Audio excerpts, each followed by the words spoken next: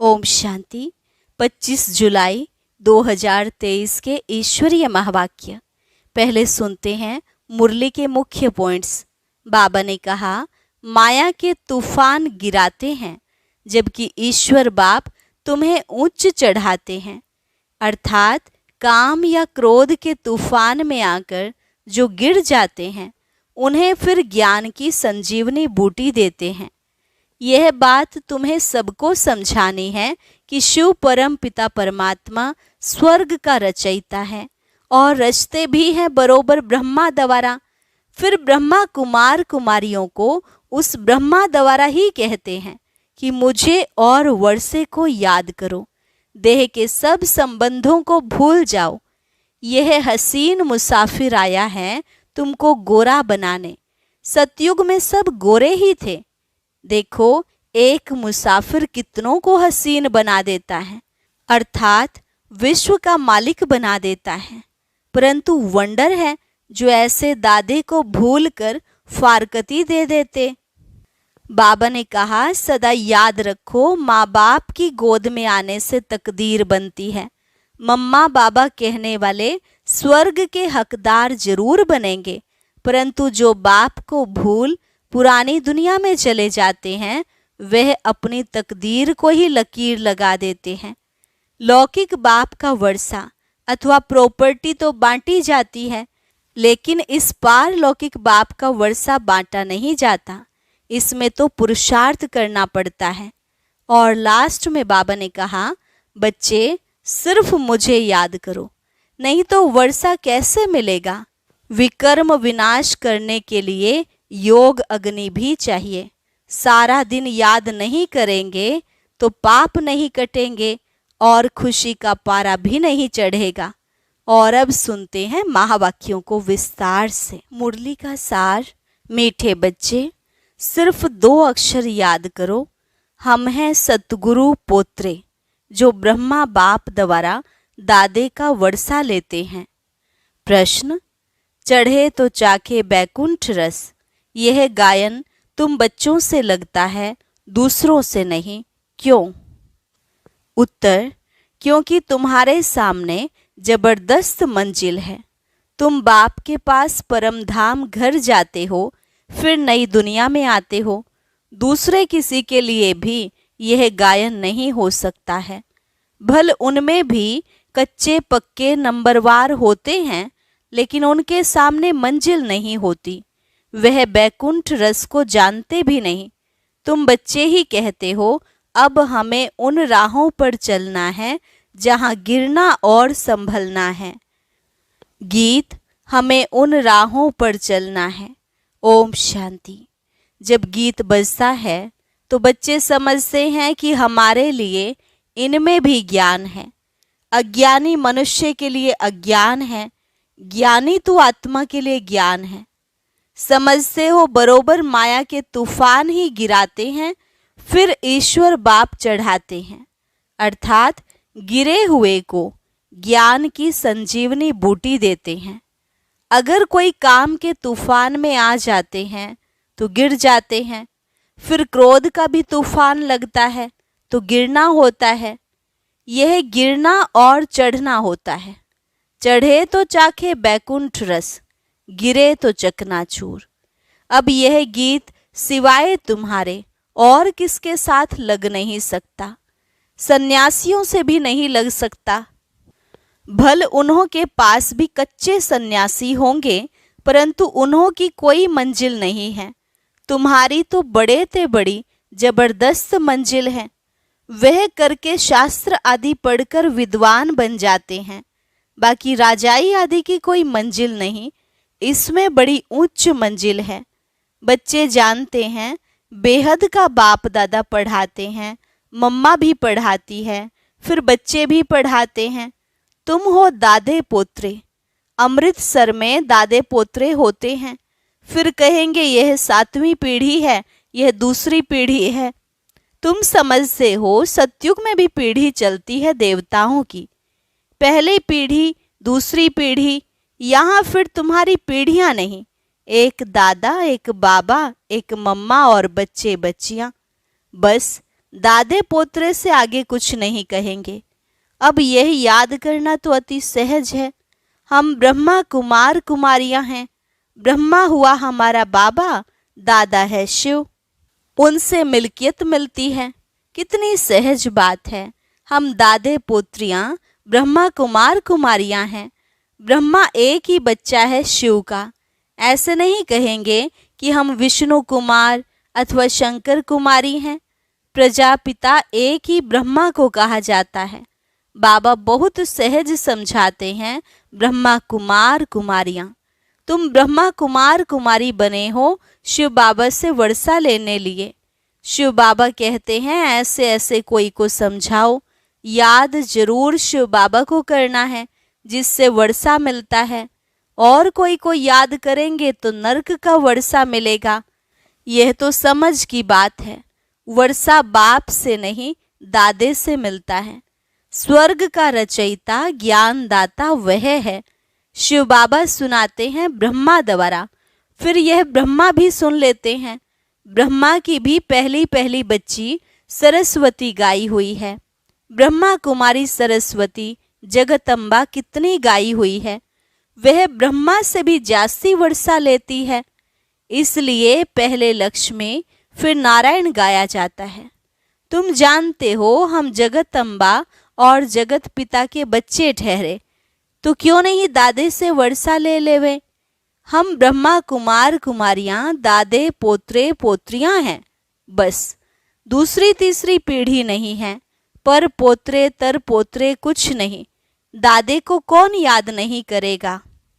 तुम जानते हो हम जितना याद करेंगे उतना विकर्म विनाश होंगे। तुम कोई को भी समझा सकते हो, शिव परम पिता परमात्मा स्वर्ग का रचयिता है। बरोबर रचते हैं ब्रह्मा द्वारा।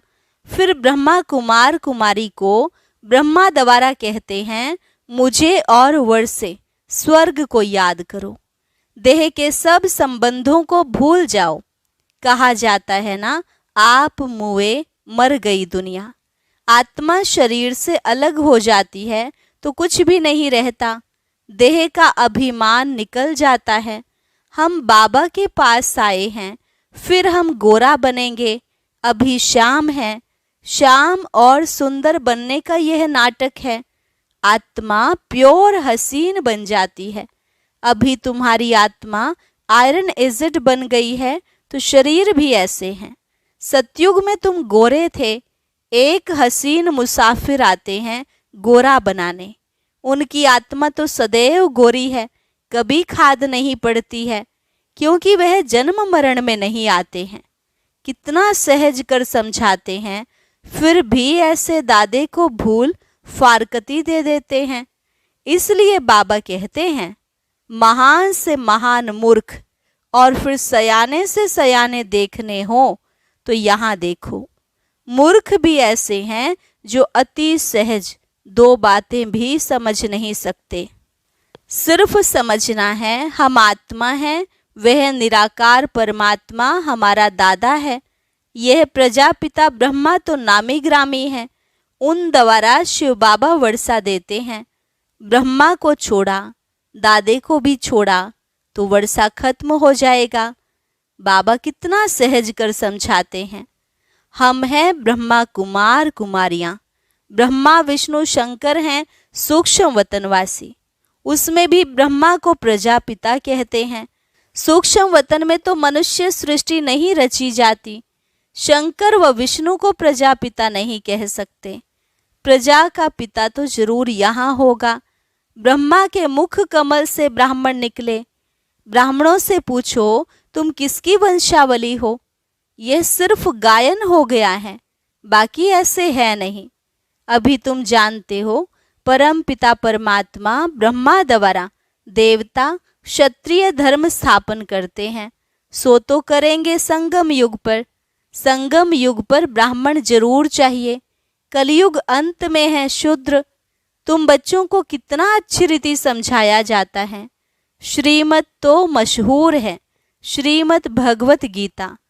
उनसे क्या सुनना होता है। श्री श्री ने ज्ञान सुनाया होगा, श्रेष्ठ ते श्रेष्ठ बनाया होगा। अभी तुम प्रैक्टिकल में बीके बने हो। तुम कहते हो बाप दादा, हम कल्प पहले भी आपसे मिले थे, हम दादे से अपना वर्षा लेने लिए आए हैं। अच्छा, उससे क्या बने थे? सूर्यवंशी व चंद्रवंशी।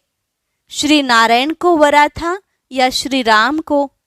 कहते हैं बाबा, हम तो श्री नारायण को वरेंगे, परंतु फिर भूल जाते हैं। जो इतना लायक बनाते हैं उनको भूल जाते हैं। दादे को व बाप को शल कोई भी ना भूले, झट फारकती दे देते हैं, याद नहीं करते हैं, ज्ञान के 2 अक्षर धारण नहीं करते। हम सतगुरु पोत्रे अथवा दादे पोत्रे हैं, उनसे वर्षा लेते हैं पुरुषार्थ से।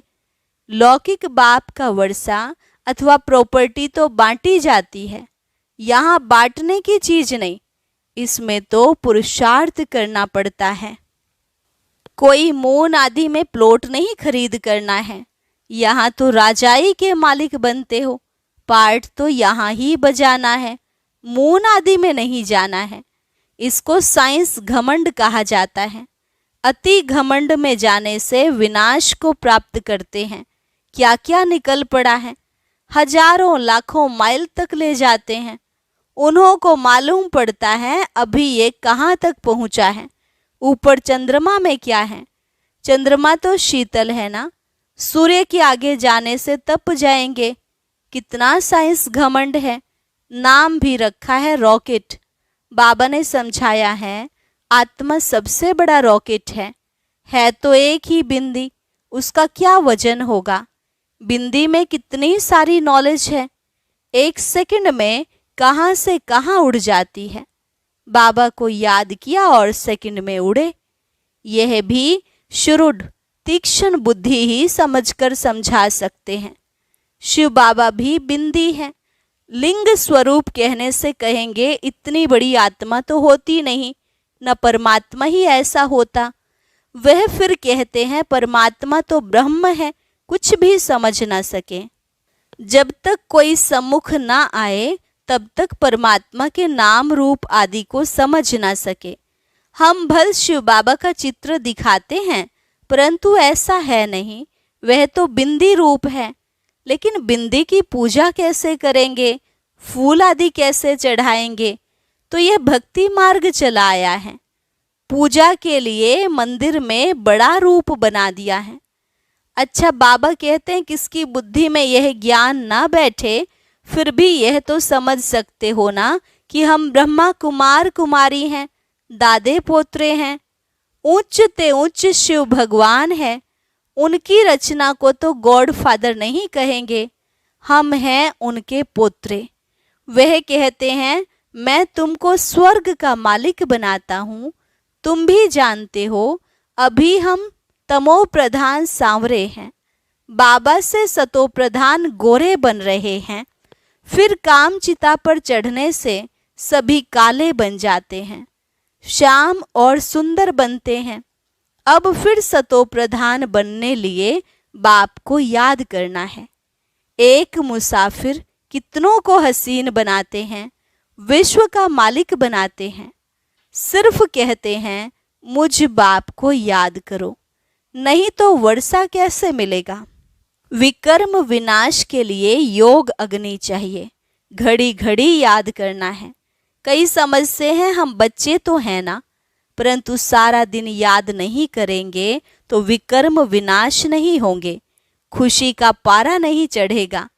20-25 वर्ष वालों को भी यह बात बुद्धि में नहीं बैठती, भूल जाते हैं।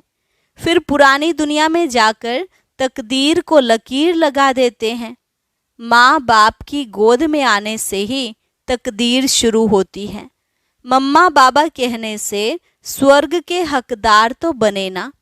प्रजा भी कहती है ना हमारा हिंदुस्तान सबसे ऊंचा।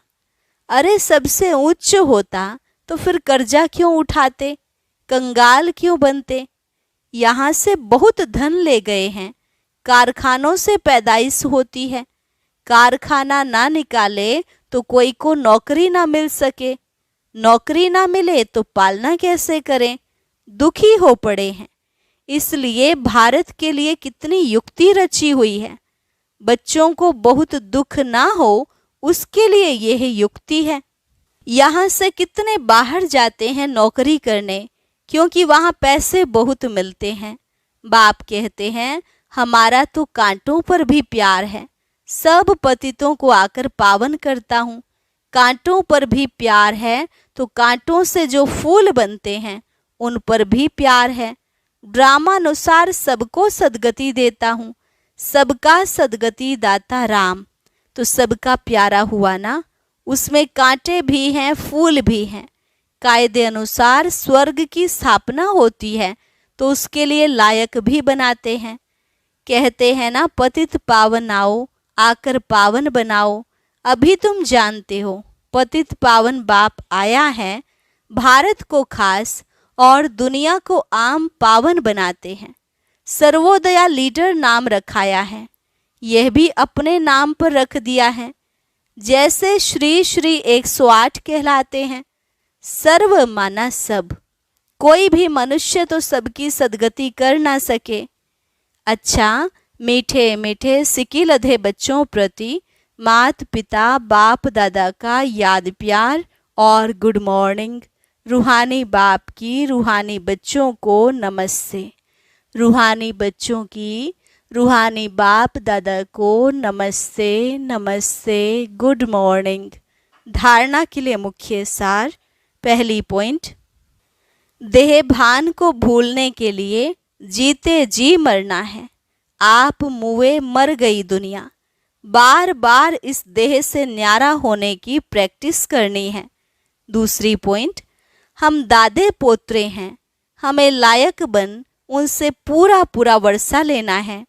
आत्मा को योग बल से पावन बनाना है, खुशी में रहना है। वरदान, अशांति व हंगामों के बीच शांति कुंड की अनुभूति कराने वाले शांति स्वरूप भव। अशांति व हंगामों के बीच शांति कुंड की अनुभूति कराने वाले शांति स्वरूप भव। जब किसी स्थान पर हंगामा हो तो उस झगड़े के समय शांति के शक्ति की कमाल दिखाओ। सबकी बुद्धि में आए कि यहाँ तो शांति का कुंड है। शांति कुंड बन शांति की शक्ति फैलाओ। शांति स्वरूप होकर शांति कुंड का अनुभव कराओ। उस समय वाचा की सेवा नहीं कर सकते, लेकिन मनसा से शांति कुंड की प्रत्यक्षता कर सकते हो। सबको वाइब्रेशन आने चाहिए कि बस यहाँ से शांति मिलेगी, तो ऐसा वायुमंडल बनाओ। स्लोगन, स्वयं की और सर्व की चिंताओं को मिटाना ही शुभ चिंतक बनना है। स्वयं की और सर्व की चिंताओं को मिटाना ही शुभ चिंतक बनना है। अच्छा, अब सुनते हैं आज का अव्यक्त ज्ञान मोती। इसके लिए ऊपर दिए गए बॉक्स पर क्लिक करें।